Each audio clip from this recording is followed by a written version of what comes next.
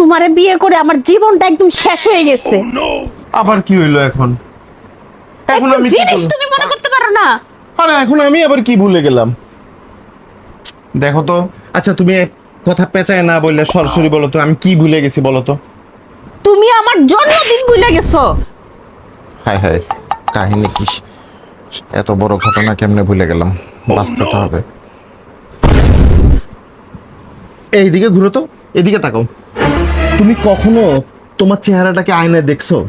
হ্যাঁ, তুমি প্রথম যে দিন তোমাকে আমি দেখছিলাম তখন তোমার বয়স যা ছিল এখন পর্যন্ত তোমার চেহারার মধ্যে তো সে বয়সটাই আছে। তোমার বয়স যে বাইরে গেছে আমি কিভাবে বুঝবো? এত তাড়াতাড়ি যে তোমার জন্মদিন চলে এসেছে সেটা আমি কিভাবে জানি?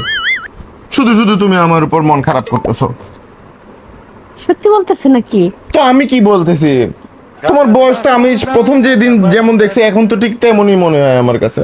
তো এখন তোমার বার্থডে কবে চলে আসে কবে জায়গা আমি কিভাবে বলবো? আমি এগুলো মনে রাখি নাকি? যাও, তুমি বেশি বলতেছো। বেশি না, সত্যি বলতেছি। সত্যি বলতেছো? সত্যি বলতেছি।